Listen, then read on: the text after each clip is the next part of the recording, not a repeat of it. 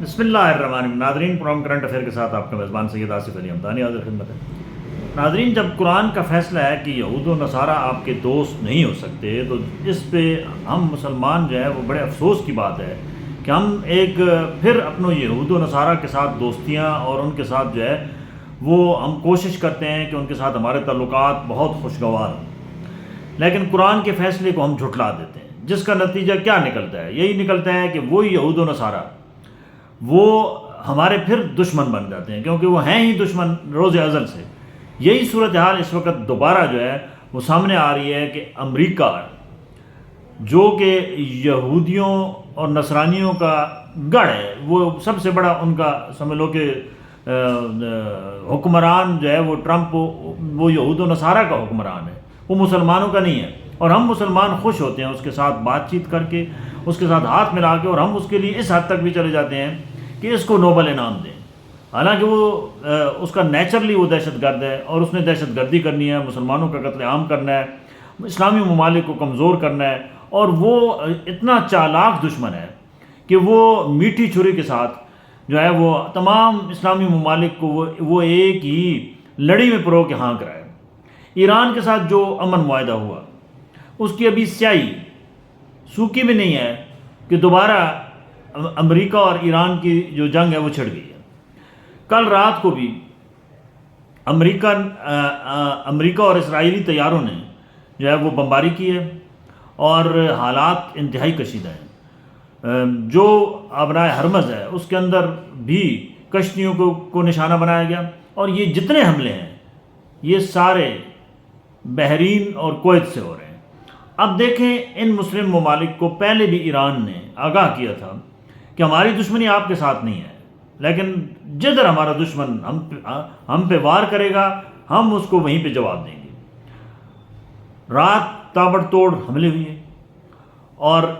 جواباً ایران نے بھی سخت رد عمل دیا۔ دوسری جانب ایران کے شہید آیت اللہ خامنائی، کروڑوں لوگوں نے ان کا جو ہے وہ جنازہ پڑھا مختلف جگہوں پہ، اور یہ پوری دنیا کے لیے ایک مثال ہے کہ دنیا کا یہ بڑے ترین جنازوں میں سے ایک جنازہ ہے۔ اور اس میں کوئی شک نہیں ہے کہ ایرانی عوام جس روحانی طور پہ اور والہانہ عقیدت آیت اللہ خامنائی سے رکھتی تھی، اس کی تاریخ میں کوئی مثال نہیں ملتی۔ یہ جو امریکہ نے جنگ چھیڑی تھی، وہ یہ سمجھ رہے تھے کہ ایران کی جو قوم ہے وہ منتشر ہو جائے گی، اور وہاں پہ ہنگامے شروع ہو جائیں گے، اور آیت اللہ خامنائی کا جو اسلامی نظام ہے وہ مکمل طور پہ جو ہے وہ لپیٹ دیا جائے گا۔ لیکن یہ اس کی بھول تھی، اور اس کی یہ جو ہے وہ ایک انجانے میں اس نے اتنی بڑی حرکت کی، جس کا خمیازہ وہ ابھی تک امریکہ بھگت رہا ہے۔ گو کہ امریکہ اس وقت شکست خوردہ گھوڑے کی طرح زخمی حالت میں ہے، لیکن ہمارے مسلم ممالک کی بے حسی اور بے بسی کا یہ عالم ہے کہ عرب امارات، بحرین اور کویت، وہ ان کو اپنے اڈے دھڑا دھڑ دے رہے ہیں کہ آپ استعمال کریں۔ کچھ ان کے اندر خوف نہیں آیا۔ امن معاہدے کے بعد تو ہونا یہ چاہیے تھا کہ جتنے یہ اسلامی ممالک ہیں، یہ امریکہ کو کہتے ہیں کہ اب آپ کی اس خطے میں ضرورت نہیں ہے، آپ اپنے یہاں سے اڈے، اپنے ساز و سامان، اپنی فوج واپس لے جائیں، اور اب ہم آپ کو اپنی جو ہے وہ یہ مسلمانوں کی جو سرزمین ہے اس کو استعمال نہیں کرنے دیں گے۔ لیکن اس کے برعکس ہوا۔ عرب امارات کا جو انتہائی گھرونا اور یزیدی رول رہا وہ آپ کے سامنے ہے کہ اس نے پاکستانیوں سمیت جتنے وہاں پہ جو اسلام سے عقیدت رکھنے والے لوگ تھے، ان کو چن چن کے ہزاروں کی تعداد میں ان کو نوکریوں سے برخاست کر دیا، اور جو ہے وہ پاکستانیوں کے اوپر جو ہے وہ دروازے بند کر دیے اپنا کیا نام ہے روزگار کے۔ اور وہ یہودی یعنی اسرائیل اور انڈیا کا جو ہے وہ اس وقت پٹھو بنا ہوا ہے عرب امارات، اور وہاں پہ ساری سرمایہ کاری جو ہے وہ یہودی کر رہے ہیں، ساری سرمایہ کاری جو ہے وہ انڈین کر رہے ہیں، اور پاکستانیوں کو وہاں انتہائی اس وقت بھی مشکلات کا سامنا ہے، اور بیٹھے بٹھائے ان کو کہا جاتا ہے کہ آپ گھر چلے جائیں۔ کسی کی نوکری 30 سال ہے، کسی کی 20 سال ہے، کسی کی 25 سال ہے، کسی نے وہاں کاروبار شروع کیا، سب کو وہاں انتہائی اس وقت جو ہے وہ خوفناک صورتحال کا سامنا ہے۔ دوسری جانب ہم نے کیونکہ چائنا، روس اور باقی جو ممالک تھے جنہوں نے یہ گارنٹیاں دی تھیں کہ امریکہ اور ایران کے درمیان جو معاہدہ ہوا ہے اس کے اوپر جو ہے وہ عمل درآمد ہوگا، آج اس کو ایک سمجھ لو کہ یہ پاگل ترین جو انسان ہے ٹرمپ، جو ہر گھنٹے بعد اپنی سٹیٹمنٹ تبدیل کرتا ہے، اس نے جوتے کے نوک پہ رکھا ہے اور اس نے کہا ہے جی کہ میں امن معاہدے کو نہیں مانتا ہوں اور کوئی امن معاہدہ نہیں ہے، امن معاہدہ ختم ہو چکا ہے۔ خطے کے اندر پھر صورتحال کشیدہ ہو گئی ہے، اور پیٹرول اور جو مصنوعات ہیں، پیٹرولیم مصنوعات، ان کی جو خام تیل کی قیمتیں ہیں اس میں پھر $6 کا اضافہ ہو گیا یکدم بیٹھے بیٹھے۔ اسی طریقے سے دنیا کے اندر جو معاشی بدحالی چھا رہی تھی وہ پھر مایوسی پھیلنا شروع ہو گئی ہے۔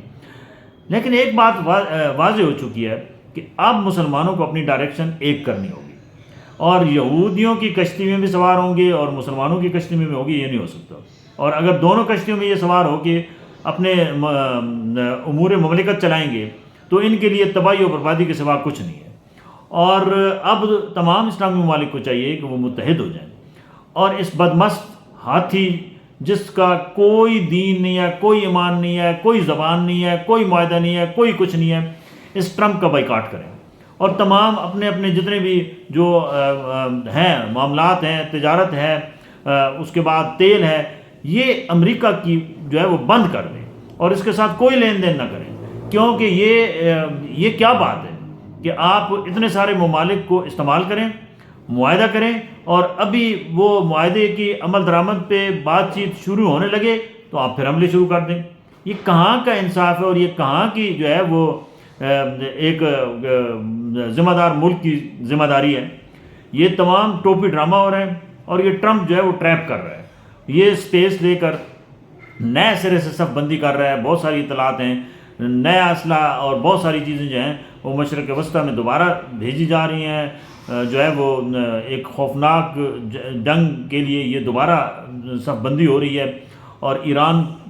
کی سے جو اس نے ذلت آمیز شکست کھائی ہے وہ اس سے ہضم نہیں ہو رہی ہے، اس کو رات کو نیند اس کی اڑ چکی ہے، اس کو سمجھ نہیں آ رہا ہے کہ میں نے جس آیت اللہ خامنائی کو شہید کیا وہ آج دنیا کا عظیم روحانی پیشوا ثابت ہوا ہے، اور کیا نجف، کیا قم، کیا کربلا، کیا تہران، پورے دنیا کے اندر اس وقت جو ہے وہ کروڑوں کی تعداد میں لوگ جو ہے وہ ان کا دیدار کرنے کے لیے پہنچی ہوئی ہیں، ان کا جنازہ پڑھنے کے لیے پہنچی ہوئی ہیں، اور یہ اس سے قطعاً ہضم نہیں ہو رہا ہے کہ ایران کی جو طاقت ہے وہ پوری دنیا کو عیاں ہو چکی ہے۔ اور یہ جو جنازہ اور یہ سارا کچھ کیا گیا ہے، یہ ایران نے کی ابھی اسی پلاننگ کیا ہے کہ تحت ہے کہ جو وہاں پہ ایران کے اندر جو جاسوس ہیں، جو وہاں بدامنی پھیلانا چاہتے ہیں، ان کے لیے یہ پیغام ہے کہ ایرانی قوم جو ہے وہ آیت اللہ خامنائی کی جو ہے وہ بیعت کر چکی ہے، اور وہ کسی صورت بھی وہاں پہ اس نظام کو، کسی بھی صہیونی قوت کو جو ہے وہ تہہ بالا کرنے کی اجازت نہیں دے گی۔ اور یہ بات بھی واضح ہو چکی ہے کہ ان کی قوت ایمانی ایران کی اس وقت صرف ایک اسلامی ملک ہے، ایران، جس کی قوم کے اندر بھی قوت ایمانی ہے، جس کی قیادت کے اندر بھی قوت ایمانی ہے۔ باقی اپنا ایمان بھی بیچ چکے ہیں، اور باقی جو ہے وہ یہود و نصارہ کے اعلیٰ بن چکے ہیں۔ ان کو نکلنا ہوگا، ورنہ یہ تباہی ان کی طرف بھی آ سکتی ہے۔ ابھی انڈیا جو ہمیں دھمکیاں دے رہا ہے وہ کیوں دے رہا ہے؟ کیونکہ اس کی پشت پناہی بھی اسرائیل اور امریکہ کر رہا ہے۔ امریکہ ڈبل گیم کر رہا ہے اس خطے کے اندر۔ یہ ٹرمپ جو ہے یہ سب جو ہے وہ سب کو جو ہے وہ آپس میں لڑانے کی ایک سازش کر رہا ہے۔ انڈیا کو ہمارے خلاف اکسا رہا ہے، افغانستان کو ہمارے خلاف اکسا رہا ہے، وہاں پہ بھی اسرائیل کے جو ہے وہ جاسوس اور انڈیا کے جاسوس موجود ہیں، راہ اور موساد کام کر رہی ہے۔ اور یہ بات واضح ہے کہ پاکستان کو ڈی اسٹیبلائز کرنے کے لیے یہ کوئی بھی ہاتھ سے موقع نہیں جانے دیں گے۔ ہماری پاک فوج گو کہ ہر وقت الرٹ ہے، اور کسی نے بھی اگر جرت کی تو DGISPR نے واضح طور پہ پیغام دے دیا ہے کہ ہم 1 منٹ کا بھی آسرا نہیں کریں گے اور منہ توڑ جواب دیں گے۔ اور مشرق وسطیٰ میں جو اس وقت سچویشن پھر کشیدہ ہو رہی ہے، اس کی تمام تر ذمہ داری ٹرمپ پہ ہے۔ ٹرمپ نشے میں ہوتا ہے اور اس کو کوئی سمجھ نہیں آ رہی ہوتی ہے وہ کیا منہ سے بک بکا کر رہا ہے، اور وہ ہر 1 گھنٹے کے بعد اپنی سٹیٹمنٹ جو پہلے دی ہوتی ہے اس کے ہی برعکس جو ہے وہ اسی کی نفی کر رہا ہوتا ہے، اور پوری دنیا تماشا دیکھ رہی ہے، اور کوئی اس سے پوچھنے والا نہیں ہے کہ اپنی زبان ایک کرو، جو معاہدہ کیا ہے اس کے اوپر عمل درآمد کرو، کیوں جارحیت کر رہے ہو؟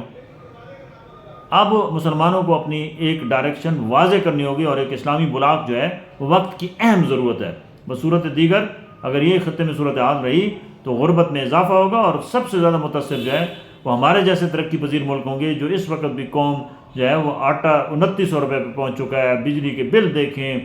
باقی لوگوں کی اس وقت روزگار زیرو ہے، بہت حالات خراب ہیں پاکستان کے اندر۔ ہماری حکومت کو پتہ ہی کوئی نہیں ہے۔ ہماری حکومت صرف جناب سکیمیں نکال رہی ہے کہ یہ قرضہ لے لیں، یہ قرضہ لے لیں، یہ قرضہ لے لیں۔ خدا کا خوف کریں یار،